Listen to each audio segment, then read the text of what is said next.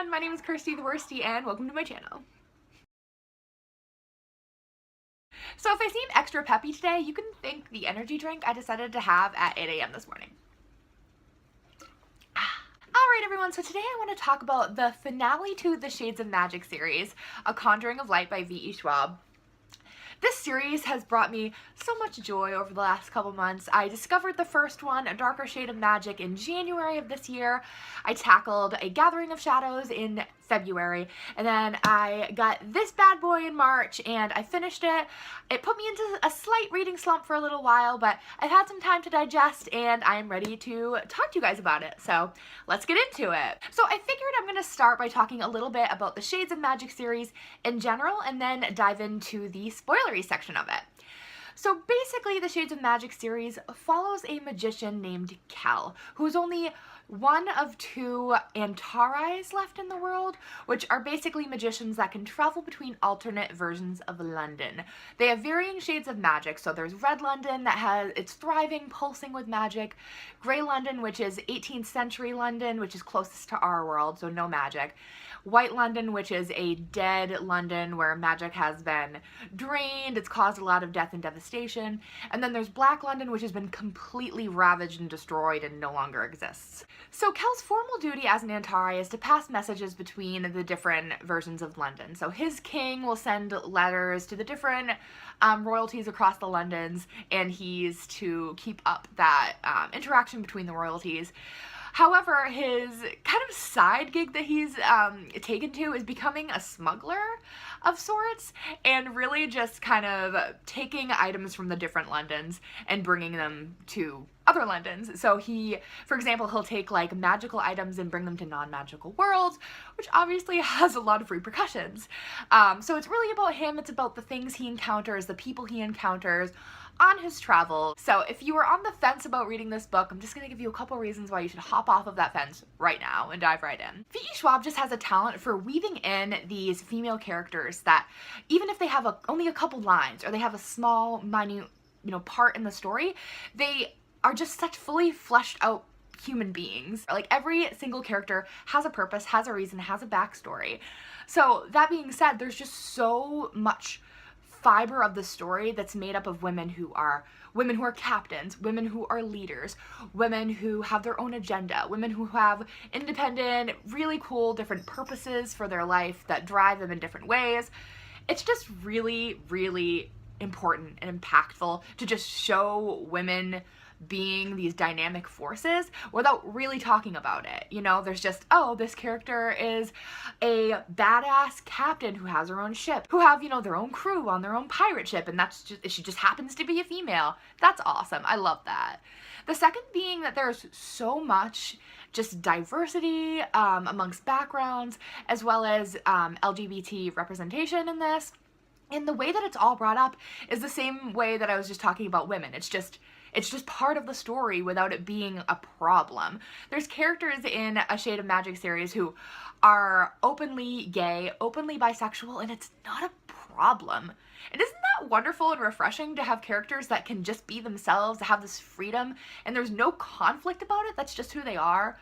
I think that's so awesome, and there should be more books like that. I just love that representation in these books. It's flawless. The third reason you guys should pick up this book if you haven't already is that there are some serious talks about Shades of Magic series becoming either a TV series or becoming a movie. So I would suggest, if this interests you at all, to hop on this bandwagon as soon as possible. Get on board before the hype so you can, kind of catch up and read through everything before it starts up. So definitely check out this book. All of the books are amazing. It's actually impressive how much this series almost gets better as it goes, which is just unfathomable to me because the first book is so strong and so good, and the second one just improves on it, and then the third book is just such a wonderful conclusion. There's just no way for me to articulate the fact that this is such a well-crafted trilogy, and it just, from beginning to end, all the arcs are flawless, the characters are flawless. It's just It's aces, and you should check this out if you haven't already. So that is all I have for the non-spoilery section. If I go any further, I will ruin this well-crafted trilogy that V.E. Schwab has created. So I just want to dive into some of the spoilery things about A Conjuring of Light. So if you haven't read it already, I would pause this video, go read it immediately, and then come right back and join us for the spoilery section. Alright, so I want to just give some context for A Conjuring of Light and just go over some of the main things that happen in the story. So basically at the beginning of A Conjuring of Light, Red London and White London are clashing.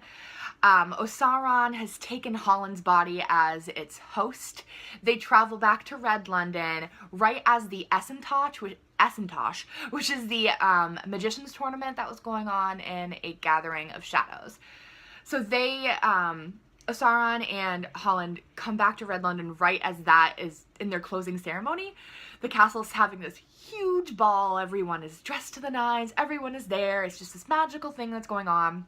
And then Osaron and Holland come in, and there's just this really cool visual that's like still stuck in my head of Osaron, who's as Holland, just walking through this grand ballroom, and as he's stepping, he's cracking all of these tiles, and then all the tiles just rise up. It's such a good scene. I love it so much. It's like so solid. So that happens. Eventually, Holland finds a way to have Osaron break from his body, so Holland's back to being himself. And then the rest of the book is basically just our dream team of Rye, Kel, Alucard, Lila, and Holland, all just trying to take down this monster, right? That's basically the rest of the book, is them trying to destroy Osaron. I laughed at the dynamic friendships, the banter. I cried at the death scenes. It was a roller coaster of emotions for me. It was really good, although I think that the death of the king and queen were kind of inevitable, because I feel like the end game was to have Rye rise to his power. But at the same time, I felt really sad. I felt sad for Rye, who knew how much his parents loved him, and then I felt sad for Kel, who never really knew how much his parents loved him, or if they loved him at all. So in the end, they do capture Osaron into this necklace, and then they give it to Grey London, the magicless London, to protect. I will say at the end of this, everyone had their chance at the end. There was no rushing. It was wonderfully just put together how V.E. Schwab gave everyone their time to resolve their internal things after the main conflict of the story was over. So that means that Alucard and Rye got their time to kind of resolve everything that was going on with them. Lila and Alucard got to say goodbye. Kel and Rye had a really nice brotherly conversation. It was just so nice to see all these characters that were just in such turmoil the whole book to just really get a chance to reconnect, and it just gave you this good feeling of, oh, everything's okay, everything's happy now, and it was just really a nice kind of finishing touch to it. The way it ended I thought was really nice. Lila and Kel going off to new adventures, Alucard and Rye finally getting to be together. So sweet, so much love, all of the feels. I do have two things about this book that I kind of have a gripe with. One of them being that it's over 600 pages, and I really just think that's a little too long for this. We spent a lot of time in different people's heads. We were in Sauron's head for a long time, which I did not think was necessary. All of the Holland backstory, I think, went a little long as well. There was some things I felt just didn't need to be as fleshed out as they were. I don't think it needed to be that long. The other problem I had with A Conjuring of Light is basically Kel has a very mysterious backstory. We don't know anything about his parents or why he was just left like at the castle steps. He had something, like his only possession said just KL, and that's how they named him Kel, KL. But even though it's addressed numerous times throughout the entire course of this book, it is not solved at the end of A Conjuring of Light. We still do not know who Kel is, where he came from, any of that, which was a little frustrating. I do think that V.E. Schwab is writing some short stories about these characters for her collector's edition of A Darker Shade of Magic that comes out in October. So maybe it's resolved in that. Lila's backstory is also very mysterious and doesn't get finished. We know that she's Nantari, but we don't know why she was in Grey London as Nantari, or who knew about it, or anything about that, which is still kind of unsolved in my opinion. So those two things I really wish or talked about for a 600-page book, right? Like, don't you think that those two main mysteries should have been talked about at least? I mean, Kel's was talked about, but we didn't find an answer. But those are just two minor issues about it. Honestly, I just really enjoyed my experience with these books. It was just good, you know? It was just very fulfilling. I think that's a good way to put it. This series is very fulfilling. Alright guys, thank you so much for watching. I hope you enjoyed this video today. If you've read A Conjuring of Light, please leave some comments down below in the description. I'd love to see how you liked it as well. Of course, I left the links to all my social media down below, so if you want to follow me on all of them, feel free. I make new videos every Monday, so you will see me again then. Alright, I hope you guys have a wonderful rest of your week. Bye!